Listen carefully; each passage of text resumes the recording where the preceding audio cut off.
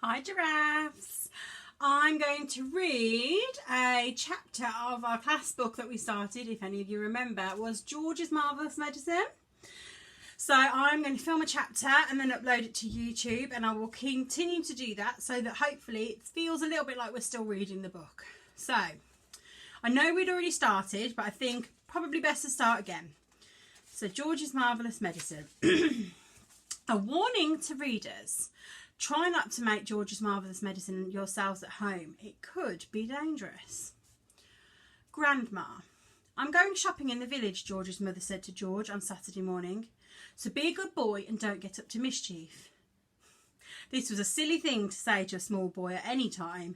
It immediately made him wonder what sort of mischief he might get up to.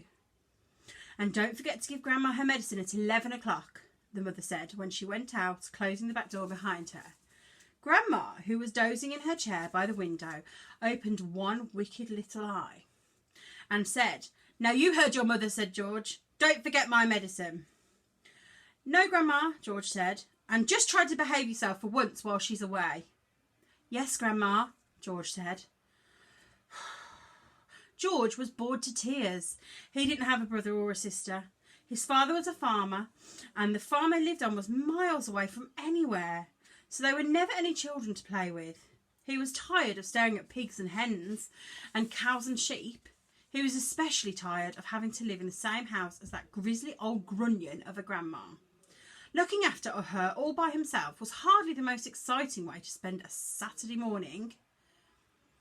"You can make a nice cup of tea for a start," Grandma said to George. "That'll keep you out of mischief for a few minutes." "Yes, Grandma," George said.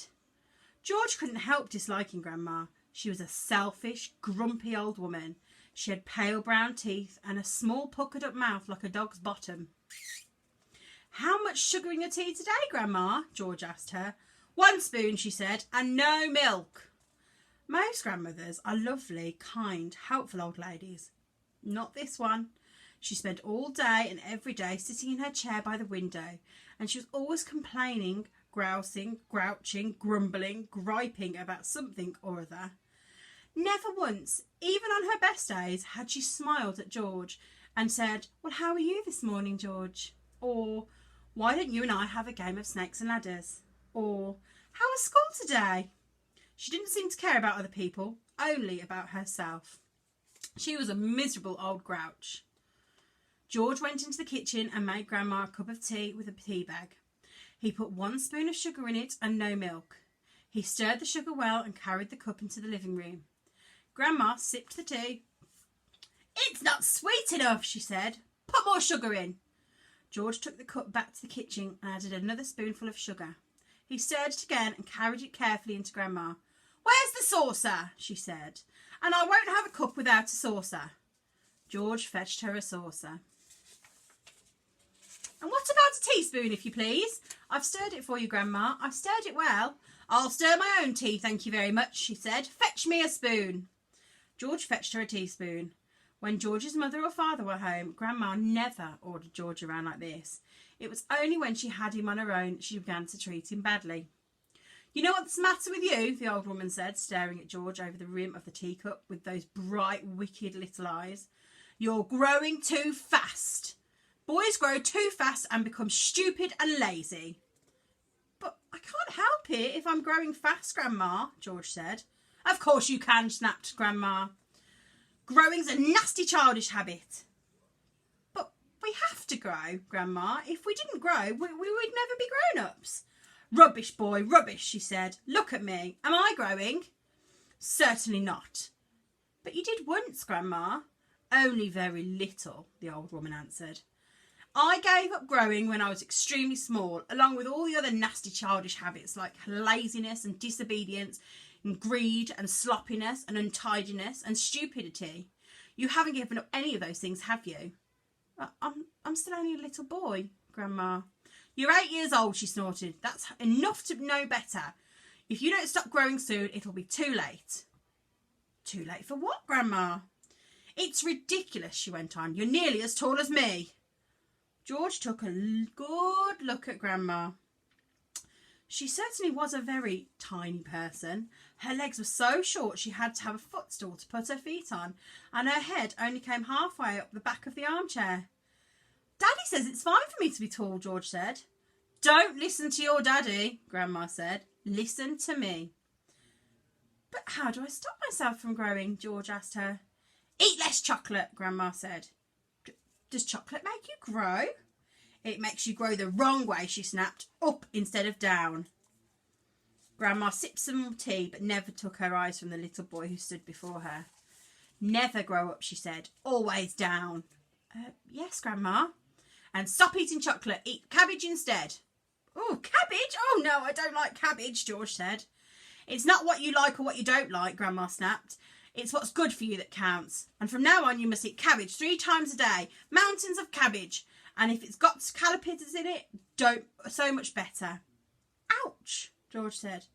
Caterpillars give you brains, the old woman said. Mummy washes them down the sink, George said. Mummy is as stupid as you are, Grandma said. Cabbage doesn't taste of anything without a few boiled caterpillars in it. Slugs too. Not slugs, George cried out. I couldn't eat slugs. Whenever I see a live slug on a piece of lettuce, Grandma said, I gobble it up quick before it claws away. Delicious! She squeezed her lips together tight so that her mouth became a tiny wrinkled hole. Delicious, she said again. Worms and slugs and beetly bugs. You don't know what's good for you. You're joking, Grandma. I never joke, she said. Beetles are perhaps best of all. They go crunch. Grandma, that's beastly. The old hag grinned, showing pale brown teeth. Sometimes, if you're lucky, she said, you get a beetle inside the stem of a stick of celery. That's what I like. Grandma, how could you? You find all sorts of nice things in sticks of raw celery, the old man went on. Sometimes it's earwigs. I don't want to hear about it, cried George. Big fat earwig is very tasty, Grandma said, licking her lips. But you've got to be quick, my dear. When you put one of those in your mouth, it has a pair of sharp nippers on its back end, and if it grabs your tongue with those, it will never let go. So you've got to bite the earwig first. Chop, chop, before it bites you. George started edging towards the door. He wanted to get as far away as possible from this filthy old woman. You're trying to get away from me, aren't you, George? She said, pointing a finger straight in his face. You're trying to get away from Grandma. Little George stood by the door staring at the old hag in the chair. She stared back at him. Could it be, George wondered, that she was a witch? He had always thought that witches were only fairy tales, but now he was not so sure. Come closer, little boy, she said, beckoning him with a horny finger. Come closer and I will tell you secrets. George didn't move. Grandma didn't move either. I know many secrets, she said, and suddenly she smiled. It was a thin, icy smile, the kind of snake might just make before it bites you. Come over to Grandma and I'll whisper secrets to you. George took a step backwards, edging closer to the door. You mustn't be frightened of your old Grandma, she said, smiling that icy smile. George took another step backwards. Some of us, she said, and all at once she was leaning forward in her chair and whispering in a throaty sort of voice George had never heard before. Some of us, she said, have magic powers that can twist the creatures of this earth into wondrous shapes. A tingle of electricity flashed down the length of George's spine. He began to feel frightened. Some of us, the old woman went on, have fire on our tongues and sparks in our bellies and wizardry in the tip of our fingers. Some of us know secrets that would make your hair stand up on end and your eyes pop out of the sockets. George wanted to run away, but his feet seemed to be stuck to the floor. We know how to make your nails drop off and your teeth grow out of your fingers instead. George began to tremble. It was her face that was frightening him most of all, the frosty smile with brilliant, unblinking eyes. We know how to have you wake up in the morning with a long tail coming from behind you. Grandma, he cried, stop!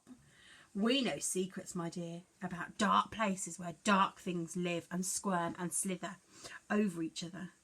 George made a dive for the door. It doesn't matter how far you run, he heard her saying. You won't ever get away. George ran into the kitchen, slamming the door behind him. can see George slamming the door behind him, super scared that Grandma is maybe a witch. Check back for the next chapter. Bye!